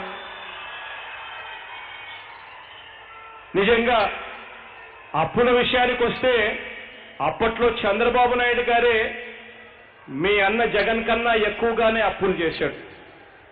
మీ జగన్ అంతకన్నా తక్కువగానే అప్పులు చేశాడు. అయినా వాళ్ళు ఎందుకు చేయలేకపోయారు? మీ అన్న మీ తమ్ముడు ఎందుకు చేయగలుగుతా ఉన్నాడు? కారణం మీ జగన్ బటన్ నొక్కుతున్నాడు. ఎక్కడ లంచాలు లేవు, ఎక్కడ వివక్ష లేదు. నేరుగా అక్క చెల్లెమ్మల అకౌంట్లలోకి డబ్బులు పోతా ఉన్నాయి. అదే ఆ పెద్ద మనిషి చంద్రబాబు నాయుడు గారి హయాంలో బటన్లు లేవు, నొక్కేది లేదు. డబ్బులు నేరుగా దోచుకో, పంచుకో. ఇంత ఈనాడుకు, ఇంత ఆంధ్రజ్యోతికి, ఇంత టీవీ5కి, ఇంత తన దత్తపుత్రుడికి, ఇక మిగిలిందంతా తనకు. తేడా గమనించండి అని అడుగుతా ఉన్నా. గజ దొంగల ముఠాకు ఈరోజు మంచి పరిపాలనకు మధ్య తేడా ఒక్కసారి గమనించమని కోరుతా ఉన్నా. ఇదే బాబు హయాంలో సామాజిక న్యాయం అంటే ఏమన్నారో తెలుసా? సామాజిక న్యాయం అంటే బాబు గారి హయాంలో ఎస్సీల కులాలలో ఎవరైనా పుట్టాలని అనుకుంటారా అని అవహేళన చేసిన రోజులు చంద్రబాబు గారి హయాంలో. బీసీల తోకలు కత్తిరిస్తా అని అపహాస్యం చేసిన రోజులు చంద్రబాబు నాయుడు గారి హయాంలో. ఎస్టీలకు, మైనారిటీలకు కనీసం ఒక్క మంత్రి పదవి కూడా ఇచ్చిన పాపాన పోలేదు అప్పట్లో చంద్రబాబు నాయుడు గారి హయాంలో. కనీసం ట్రైబల్ అడ్వైజరీ కమిటీ అనే రాజ్యాంగబద్ధ సంస్థను ఏర్పాటు కూడా కనీసం చెయ్యని హయాం ఆ పెద్ద మనిషి చంద్రబాబు నాయుడు గారి హయాంలో. ఈరోజు అందుకు భిన్నంగా ఈ వర్గాలకు ఉప ముఖ్యమంత్రి పదవులతో పాటు ఏఎంసీలు, ఆలయ బోర్డుల్లో కూడా 50% రిజర్వేషన్లు కల్పించి మొత్తం మంత్రిమండలిలో ఏకంగా 70% పదవులు వీళ్ళకే ఇచ్చి మన ప్రభుత్వానికి వాళ్ళ ప్రభుత్వానికి మధ్య తేడా గమనించమని కోరుతా ఉన్నా. ఇవాళ జరుగుతా ఉన్న ఈ యుద్ధంలో ధర్మం ఎవరి వైపున ఉంది, అధర్మం ఎవరి వైపున ఉంది, న్యాయం ఎవరి వైపున ఉంది, అన్యాయం ఎవరి వైపున ఉంది అన్నది ఆలోచన చేయమని కోరుతా ఉన్నా. పేదలకు 31 లక్షల ఇళ్ల స్థలాలు ప్రతి అక్కకు, ప్రతి చెల్లెమ్మను ఆదుకునేందుకు, తోడుగా నిలబడేందుకు మన ప్రభుత్వం ఇస్తా ఉంటే దాన్ని అడ్డుకునేందుకు రకరకాలుగా కోర్టుల్లో కేసులు వేశారు. వారికి ఇవ్వటానికి వీలు లేదని అడ్డుకునేందుకు ఏకంగా ఇదే చంద్రబాబు నాయుడు గారు ఇదే అమరావతిలో 54,000 ఇళ్లు ఆ పేద అక్క చెల్లెమ్మలకు ఇస్తుంటే అడ్డుకుంటూ ఈ అక్క చెల్లెమ్మలకు గన ఇంటి స్థలాలు అమరావతిలో ఇస్తే డెమోగ్రాఫిక్ ఇంబ్యాలెన్స్ వస్తుంది అని ఏకంగా పిటిషన్ వేశాడు. అంటే సామాజిక సమతౌల్యం దెబ్బతింటుంది అని ఏకంగా నిస్సిగ్గుగా కోర్టులోకి వెళ్లి కేసులు వేసిన చరిత్ర ఈ పెద్ద మనిషి చంద్రబాబు నాయుడు గారికి. వారికి 31 లక్షలు ఇళ్ల స్థలాలతో పాటు ఆ అక్క చెల్లెమ్మలందరికీ కూడా ఇల్లు కట్టించే కార్యక్రమం ఒక బృహత్తర యజ్ఞంగా ఈరోజు మీ అన్న ప్రభుత్వం, మీ తమ్ముడి ప్రభుత్వం, మీ ప్రభుత్వం ఈరోజు చేస్తా ఉంది అని చెప్పి కూడా సగర్వంగా తెలియజేస్తా ఉన్నా. ఎన్ని అడ్డంకులు వచ్చినా కూడా ఈ అడుగులు ముందుకే పడతాయని కూడా భరోసా ఇస్తూ, రాష్ట్రంలో 3 ప్రాంతాలు ఉన్నాయి.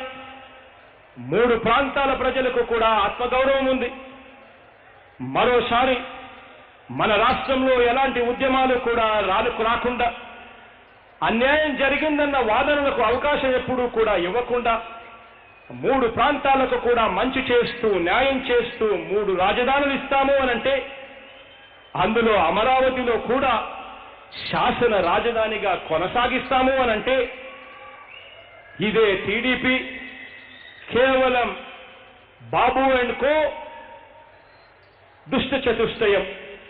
వీళ్ళు కొన్న బినామీ భూముల రేట్ల కోసం అడ్డుపడతా ఉన్నారు ఈ రోజుకి కూడా. ఇది వారికి తెలిసిన ప్రాంతాల న్యాయం. ఇది రియల్ ఎస్టేట్ వ్యాపారంలో వాళ్లకు తెలిసిన ప్రాంతాల న్యాయం. రాష్ట్రంలో గత 75 సంవత్సరాలలో మీకు తెలుసా, రాష్ట్రంలో గత 75 సంవత్సరాలలో కేవలం 2 జిల్లాలు మాత్రమే అదనంగా ఏర్పడితే, ఇప్పుడు మనందరి ప్రభుత్వం వచ్చిన తర్వాత మరో 13 జిల్లాలు ఏర్పాటు చేసి, ఏకంగా 26 జిల్లాలు ఏర్పాటు చేసి, అందులో ఒక జిల్లాకు మన రాజ్యాంగ నిర్మాత, దళిత శిఖరం అంబేద్కర్ గారు పేరు పెట్టినందుకు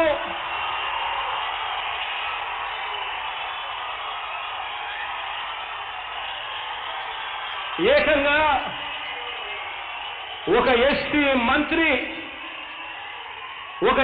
మంత్రి ఇంటిని, మన బీసీ ఎమ్మెల్యే ఇంటిని తగలబెట్టించిన దుర్మార్గం ఎవరిది?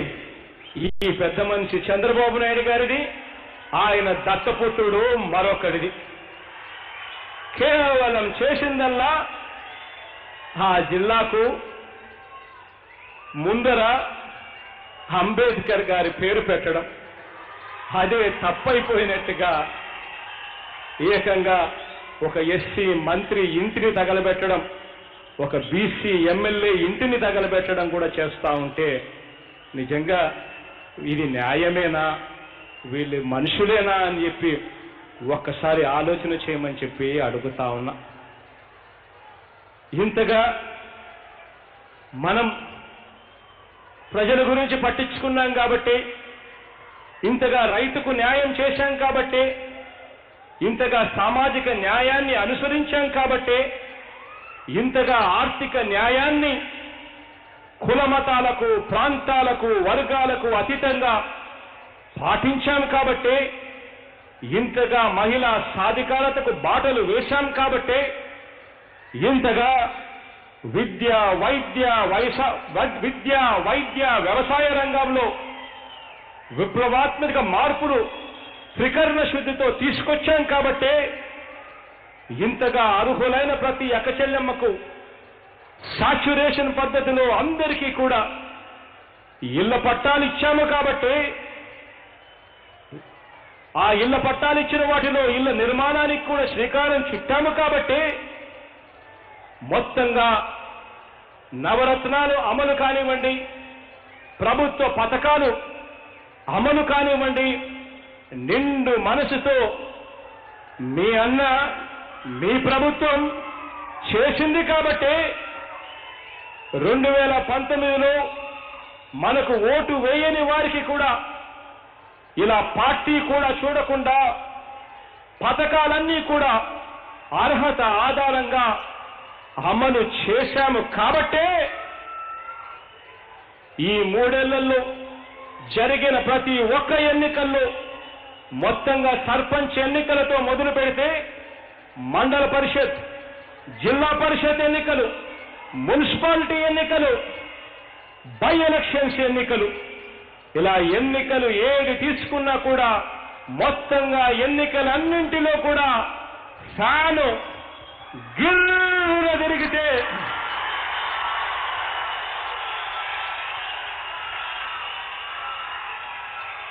సైకిల్ చక్రాలు ఊడిపోయాయి అని చెప్పి కూడా ఈ సందర్భంగా తెలియజేస్తా ఉన్నా. ఈ చక్రాలు లేని సైకిల్ను బాబు తాను తొక్కలేక, తన కొడుకుతో తొక్కించలేక దత్తపుత్రుణ్ణి అరువు తెచ్చుకున్నాడు. వీరు ఎన్ని కుయుక్తులు పన్నినా, దుష్ట చతుష్టయం ఎన్ని అబద్ధాలు చెప్పినా చివరికి దేవుడి దయతో మంచే గెలుస్తుంది. దేవుడి దయతో మొన్న 151 స్థానాలు 2024లో 175 స్థానాలతో తిరిగి వస్తామని చెప్పి కూడా ఈ సందర్భంగా తెలియజేస్తా ఉన్నాను. మీ అన్నగా, మీ తమ్ముడిగా, మీ బిడ్డగా.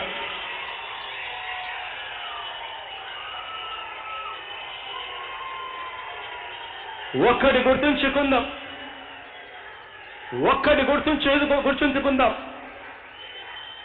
ఎల్లో పేపర్లు, ఎల్లో టీవీలు, ఎల్లో సోషల్ మీడియా వీళ్ళు రాసినంత మాత్రాన, వీళ్ళు చూపినంత మాత్రాన అబద్ధాలు నిజాలైపోవు. గట్టిగా మొరిగినంత మాత్రాన గ్రామ సింహాలైపోవు.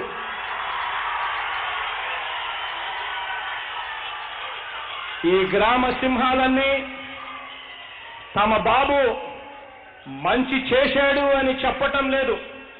ఎందుకంటే ఆ బాబు చేసిన మంచి ఏమీ లేదు కాబట్టి. మనం ఇంటింటికి ఈ 3 ఏళ్లలోనే చేసిన మంచిని చూసి ఈ గ్రామ సింహాలు తట్టుకోలేక రోజు అరుస్తూ ఉన్నాయి.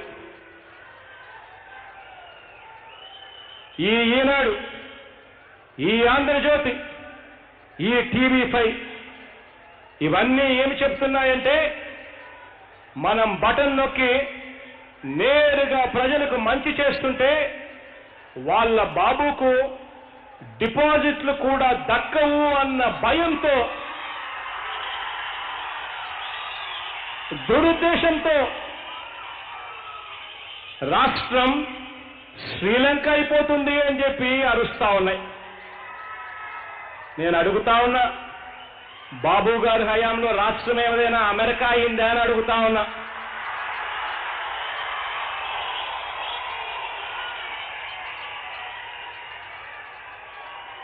పేదలకు నెల 2500 పెన్షన్ చెల్లిస్తా ఉంటే,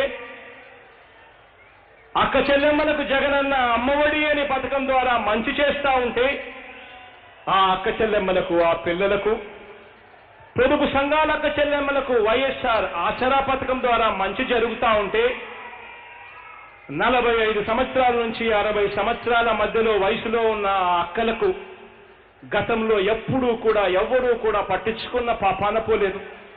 ఆ అక్క చెల్లెమ్మలకు వైఎస్ఆర్ చేయూత, కాపు నేస్తం, ఈబీసీ నేస్తం ఇస్తా ఉంటే, రైతన్నలకు మంచి చేస్తూ రైతు భరోసా, ఉచిత విద్యుత్, పేదలకు 31 లక్షల ఇళ్ల స్థలాలు, ఇళ్ల నిర్మాణం చేస్తా ఉంటే, ఇలాంటి పథకాలకు డబ్బు పుట్టటానికి వీల్లేదని వీళ్ళంతా కూడా ఒక్కటయ్యారు. సంక్షేమ పథకాలన్నీ కూడా ఆపేయాలని తెలుగుదేశం పార్టీ గజెట్ పేపర్ ఈనాడు ఇంతకు ముందే చెప్పేసింది, రాష్ట్రం శ్రీలంక అయిపోతుంది ఈ పథకాలన్నీ కొనసాగితే అని వక్రీకరణ చేస్తూ ఇంతకు ముందే చెప్పింది. మరో వంక ఇదే చంద్రబాబు 2 రోజుల క్రితం ఇదే విషయాన్ని మరోలా చెబుతూ అమ్మఒడి ఓ బూటకం, విద్యా దీవెన ఓ నాటకం అని వీటినన్నింటినీ కూడా ఎత్తివేసేదానికి అప్పుడే స్కెచ్లు కూడా గీస్తా ఉన్నారు. వీళ్ళెవరో ప్రజలు నమ్మినట్టుగా వీళ్ళేదో అధికారంలోకి వస్తారు అని పగటి కలలు కంటూ. నేను ఒకటే అడుగుతా ఉన్నా, అంటే బాబు రాబోయే ఏ ఎన్నికల్లో అయినా ఎవరైనా పొరపాటున ఈ బాబుకు ఓటేస్తే దాని అర్థం ఈ సంక్షేమ పథకాలన్నిటికీ కూడా వ్యతిరేకంగా వాళ్ళు ఓటు వేసినట్టే అన్న సంగతి ఖచ్చితంగా ప్రతి ఇంటికి తీసుకొని పొమ్మని చెప్పి మీ అందరికీ కూడా తెలియజేస్తా ఉన్నా. ఇలాంటి పత్రికలు, ఇలాంటి పార్టీలు ప్రజా జీవితంలో ఉండవచ్చా? ఇంతటి దుర్బుద్ధితో ఉన్నవారు రేపొద్దున ఏం చేస్తారో ఒక్కసారి ఆలోచన చేయండి, గమనించమని కోరుతా ఉన్నా. వీళ్లకు ప్రజల మీద మమకారం లేదు, చిత్తశుద్ధి అంతకన్నా లేదు. ఇలాంటి పత్రికలు, ఇలాంటి పార్టీలు రేపొద్దున ఎన్నికలలో మేలు జరగడం కోసం దుర్బుద్ధితో వీళ్ళంతా కూడా దొంగ వాగ్దానాలు చేస్తారు అన్న సంగతి ప్రతి ఇంటికి తీసుకొని పొమ్మని చెప్పి మీ అందరికీ కూడా చెప్తా ఉన్నాను. ప్రతి అక్కకు, ప్రతి చెల్లెమ్మకు తెలియజెప్పమని కోరుతా ఉన్నాను. ప్రతి అక్కను, ప్రతి చెల్లెమ్మను అడగండి, అన్నకన్నా ముందు చంద్రబాబు పాలన చూశారు, ఆ పాలనలో మీరు మోసపోయారా లేదా అని ఒక్కసారి అడగండి. ప్రతి అక్కకు, ప్రతి చెల్లెమ్మకు ఆ పార్టీ, ఆ దుష్ట చతుష్టయం గత చరిత్ర ఖచ్చితంగా వాళ్ళందరికీ కూడా తెలియచేయండి. వీరి లక్ష్యం ఏమిటి అనంటే సంక్షేమము, అభివృద్ధి పథకాలు అన్నీ ఆగిపోవాలి. వారి బాబు మాత్రమే కుర్చీలో కూర్చోవాలి. సంక్షేమ పథకాలన్నీ కూడా పూర్తిగా ఆపేస్తే ఆ తర్వాత వాళ్ళ బాబు చంద్రన్న ఈనాడు కానుక, బాబు ఏబిఎన్ దీవెన, నారా టీవీ5 భరోసా, ఇలాంటి పథకాలు తీసుకొని వచ్చి దోచుకో, పంచుకో. ఇది జరుగుతుంది. ఈ దొంగల ముఠాతో తస్మా జాగ్రత్త అని చెప్పి ప్రతి అక్కకు చెప్పండి, ప్రతి చెల్లెమ్మకు చెప్పండి, ప్రతి అన్నకు చెప్పండి, ప్రతి తమ్ముడికి చెప్పండి. ఇలాంటి దుష్ట చతుష్టయం నుంచి, ఇలాంటి గజ దొంగల ముఠా నుంచి మనందరి ప్రభుత్వాన్ని, ఈ అభివృద్ధి, ఈ సంక్షేమ పథకాలను చరిత్రలో ఎన్నడూ కూడా కని విని ఎరగని విధంగా మన రాష్ట్రంలో మాత్రమే అమలవుతా ఉన్న ఈ సామాజిక న్యాయాన్ని రక్షించుకుంటూ, అలాగే కొనసాగించుకుంటూ ఈ దిశలో ఇటువంటి తరుణంలో మరిన్ని అడుగులు ముందుకు పడాలంటే మనందరి ప్రభుత్వాన్ని అడుగడుగునా కూడా కాపాడుకోవాల్సిన బాధ్యత మీది అని చెప్పి ఈ సందర్భంగా తెలియజేస్తా ఉన్నాను. కాపాడుకోవాల్సిన బాధ్యత ఆ ప్రతి సంక్షేమ పథకము, ఆ ప్రతి సంక్షేమ అభివృద్ధి పథకాలను, ఆ ఫలాలను అందుకుంటా ఉన్న ఆ ప్రతి కుటుంబానిది అని చెప్పి కూడా ఈ సందర్భంగా తెలియజేస్తా ఉన్నాను. మనకు ఈనాడు, ఆంధ్రజ్యోతి, టీవీ5, దత్తపుత్రుడు వీళ్ళెవరూ మనకు లేరు.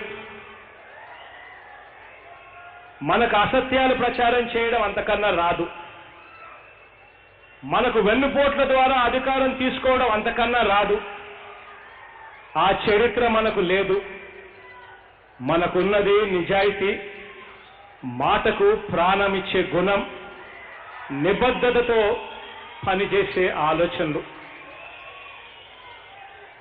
ప్రజలకు మేలు చేయాలనే తపన. అందుకే ఈ నిజాయితీతోనే మన మేనిఫెస్టోలో చెప్పిన వాగ్దానాలు ఈ 3 సంవత్సరాలు కాకమునిపే 95% వాగ్దానాలన్నీ కూడా అమలు చేశాం. అయినా ఈ దుష్ట చతుష్టయం ప్రతిరోజు మన మీద అసత్యాలే ప్రచారం చేస్తా ఉంది. ఎన్నికలు దగ్గర పడే కొద్దీ ఈ అసత్యాల ప్రచారం ఇంకా ఎక్కువ అవుతుంది. ఇటువంటివన్నీ కూడా జరుగుతాయి. ఇటువంటి పరిస్థితుల్లో నాకున్న గుండె ధైర్యం మీరే అని చెప్పి ఈ సందర్భంగా నేను సగర్వంగా తెలియజేస్తా ఉన్నా.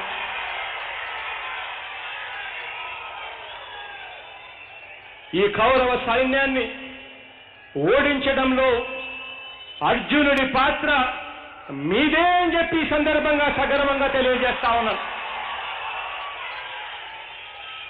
మన కార్యకర్తలు, మన అభిమానులు, మన సంక్షేమ పథకాలు అందుకుంటా ఉన్న ఆ కుటుంబ సభ్యులు, ప్రతి గ్రామంలో కనీసంగా 85% మేరకు అందుకుంటా ఉన్న ప్రజలు, వీరే మీరే మన సైన్యం అని చెప్పి కూడా ఈ సందర్భంగా సగర్వంగా తెలియజేస్తా ఉన్నా.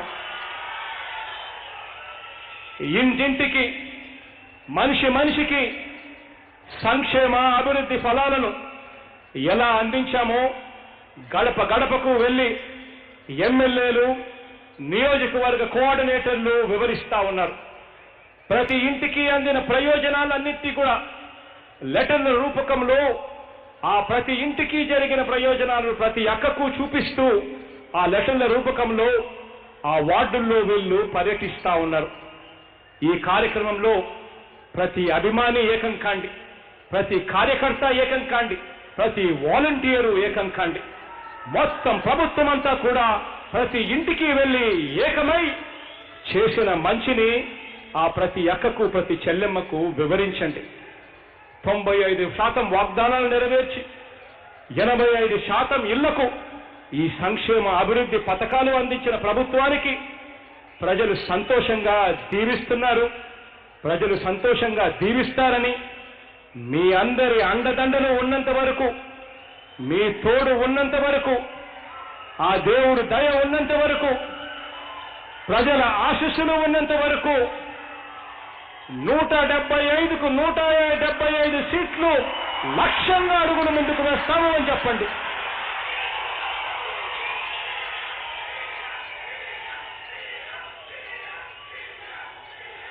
నిజంగా ఇది అసాధ్యం కానే కాదు, ఇది సుసాధ్యం.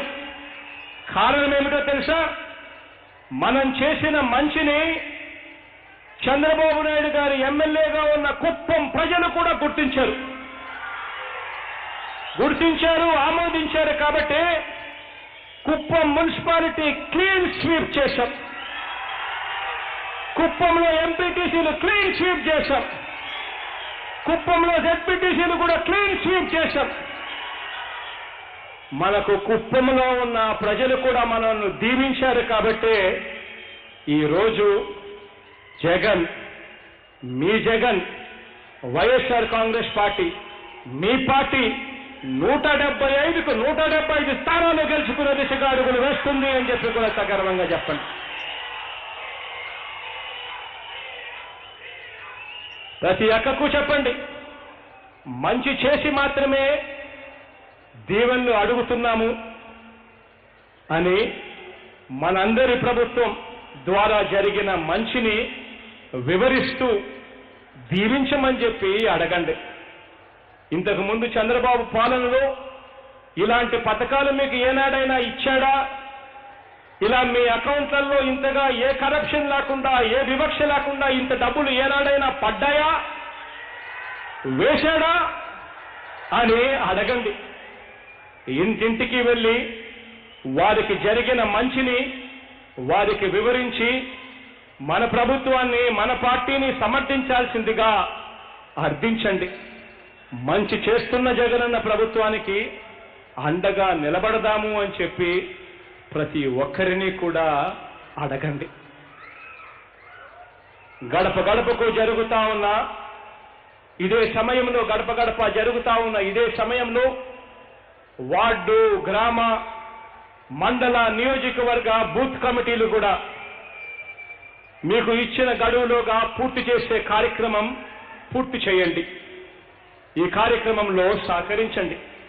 అన్ని కమిటీలను కూడా త్వరితగతిన పూర్తి చేసి ఎన్నికలకు సన్నద్ధం కావండి. గడప గడపకు వెళ్ళినప్పుడు, ఈ ఇంటికి జరిగిన మేలును చెబుతున్నప్పుడు వారు ఏమైనా సమస్యలు చెబితే అవి వెంటనే పరిష్కరించేలా పార్టీ నాయకత్వంతో కోఆర్డినేట్ చేసుకుంటూ కార్యకర్తలు, అభిమానులు చొరవ చూపవలసిందిగా కోరుతా ఉన్నాను. బూత్ కమిటీ సభ్యులుగా, కార్యకర్తలుగా మీ ఎమ్మెల్యేలతో కలిసి మీ గ్రామంలో కొత్తగా వచ్చిన ఆర్బీకేలను చూపించండి, నాడు నేడు ఇంగ్లీష్ స్కూళ్లను చూపించండి, గ్రామంలో వచ్చిన విలేజ్ క్లినిక్లను చూపించండి, కడుతా ఉన్న గ్రంథాలయాలు, డిజిటల్ గ్రంథాలయాలు చూపించండి, కడతా ఉన్న గ్రామ వార్డు సచివాలయాలను చూపించండి, మారుతున్న మన గ్రామాన్ని చూపించండి. మీ గ్రామంలో వారితో కలిసి వాళ్లకు వివరించండి, ఇవన్నీ ఇంతకు ముందు మన గ్రామంలో ఉన్నాయా అని ఒక్కసారి అడగండి. అలాగే బూత్ కమిటీల్లో కూడా సామాజిక న్యాయానికి ప్రాధాన్యం ఇవ్వండి. మన పార్టీలో 50% బూత్ కమిటీలు ఎస్సీలు, ఎస్టీలు, బీసీలు, మైనారిటీలు ఉండేట్టుగా చర్యలు తీసుకోండి. అందులో 50% నా అక్కచెల్లెమ్మనే ఉండేట్టుగా కూడా బాధ్యత తీసుకోండి.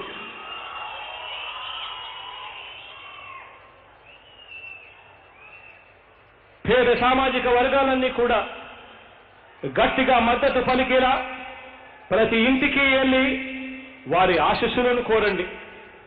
అంతేకాక తెలుగుదేశం పార్టీ చేసే లెక్కలేనన్ని అసత్య ప్రచారాలకు, ఎల్లో మీడియా దుష్ప్రచారాలకు, ఈ దుష్ట చతుష్టయం పన్నాగాలకు సోషల్ మీడియా ద్వారా తిప్పి కొట్టాల్సిన అవసరం కూడా ఎంతైనా ఉంది. ప్రతి గ్రామంలో కూడా సోషల్ మీడియా సైన్యాన్ని తయారు చేయండి అని చెప్పి కూడా మీ అందరినీ కూడా కోరుతా ఉన్నా. మన పాలన గురించి ఒక్క మాటలో చెప్పాలి అనంటే, మరో 30 సంవత్సరాల భవిష్యత్తుకు కావలసిన సామాజిక, ఆర్థిక, రాజకీయ, విద్య, వైద్య, వ్యవసాయ, మహిళా అభ్యుదయ మూలాలకు ఈ 3 సంవత్సరాలలోనే మూలాలు పడ్డాయి. ఇది మరింతగా బలపడాలి అనంటే అందులో మీ పాత్ర చాలా కీలకమైన సంగతి అందరూ కూడా గుర్తెరగండి. ఇంటింటికి, మనిషి మనిషికి మంచి చేస్తా.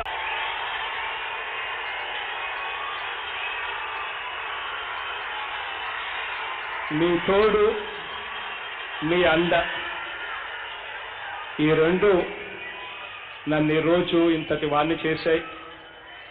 ఈరోజు ఈ స్థాయిలో మీతో మాట్లాడగలిగే పరిస్థితుల్లో నన్ను పెట్టే. 2009లో సంఘర్షణ మొదలైన దగ్గర నుంచి కూడా మీరు నా వెంటే ఉన్నారు. జెండాను మీ భుజాలకెత్తుకున్నారు, మోశారు, అన్నగా ఆప్యాయత చూపించారు, తమ్ముడుగా తోడుగా నిలబడ్డారు, బిడ్డగా దీవించారు. 2019లో పార్టీకి చారిత్రాత్మక విజయం సాధించి పెట్టడంతో పాటు ఆ తర్వాత జరిగిన ప్రతి ఎన్నికల్లోనూ కూడా దుష్ట చతుష్టయం చెవులు చిల్లులు పడేలా వైఎస్ఆర్సీపీ విజయ డంక మోగించింది అనంటే అందుకు కారణం దేవుడి దయ, ప్రజల ఆశీస్సులతో పాటు లక్షల మంది కార్యకర్తల అవిశ్రాంత కృషి అని చెప్పి కూడా సగర్వంగా తెలియజేస్తా ఉన్నాను. ఈ రోజున దేశ చరిత్రలో మన పార్టీ ఒక బలమైన ముద్ర వేయగలిగిందంటే కారణం మూల స్తంభాలుగా మీరుండబట్టే. ఈ సందర్భంగా ఒక్క మాట చెప్పదలుచుకున్నా. మనం అధికారంలోకి వచ్చిన 3 ఏళ్లలో రాష్ట్రాన్ని గాడిలో పెట్టడానికి, ఉజ్వల భవిష్యత్తును నిర్మించడానికి నేను పూర్తి స్థాయిలో దృష్టి పెట్టాను అనంటే కారణం క్షేత్ర స్థాయిలో మీరున్నారు అన్న ధీమానే నన్ను నడిపించింది అని చెప్పి కూడా ఈ సందర్భంగా సగర్వంగా తెలియజేస్తా ఉన్నాను.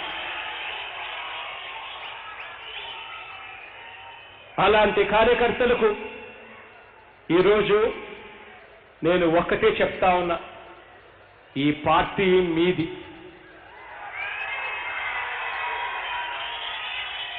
జగన్ మీవాడు, మీ అన్న, మీ తమ్ముడు. ఈ పార్టీ మీది, మనందరిది అన్నది ఎప్పుడూ కూడా గుర్తుపెట్టుకోమని కోరుతా ఉన్నా. ప్రతి వైఎస్ఆర్ కార్యకర్త కూడా నావాడు. జగన్ అనే నేను ఈరోజు చెప్తా ఉన్నా, ఈ రాష్ట్ర భవిష్యత్తుకు, మీ భవిష్యత్తుకు నాది బాధ్యత అని చెప్పి సందర్భంగా ఖచ్చితంగా తెలియజేస్తా ఉన్నాను.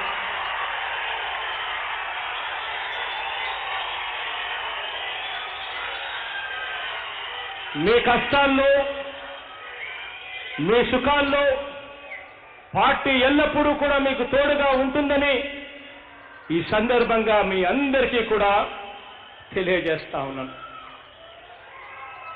ఇవాళ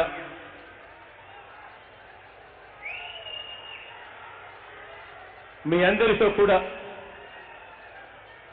ఈ బృహత్తర బాధ్యత మీ భుజస్కంధాల మీద మోపుతూ మీ అందరూ కూడా లక్షల సంఖ్యలో రాష్ట్రం నలుమూలల నుంచి 26 జిల్లాల నుంచి చాలా మంది అయితే రేపు బక్రీద్ పండగ అనే సంగతి తెలిసినా కూడా ఆ పండగను సైతం పక్కన పెట్టి కూడా వచ్చారు, ఆశీర్వదించడానికి వచ్చారు, దీవించడానికి వచ్చారు. మీ చెరగని చిరునవ్వులు నా గుండెల్లో పెట్టుకుంటాను. మీ ఆప్యాయతలే మీ జగన్ను ఇంత వాడిని చేశాయి. రేపొద్దున జగన్ మరింతగా ఎదుగుతాడు అనంటే అది కేవలం మీ అండదండలతోనే మాత్రం సగర్వంగా తెలియచేస్తూ, మీ అందరి తోడు, మీ అందరి దీవెనలు, దేవుడు దయా, ప్రజలందరి ఆశీస్సులు సదా మనకు, మీ జగనన్నకు, మీ పార్టీ అయిన మన పార్టీకి ఎప్పుడూ ఉండాలని వినయపూర్వకంగా కోరుకుంటూ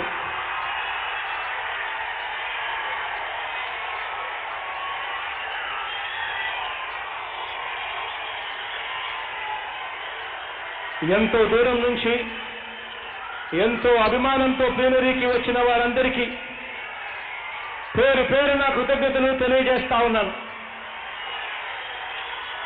మరింత ఆత్మవిశ్వాసంతో సురక్షితంగా మీ ఇళ్లకు మీరు చేరుకోవాలని, వెళ్ళేటప్పుడు కాస్త నెమ్మదిగా పోండి అని మీ అన్నగా మీకు సలహా ఇస్తూ,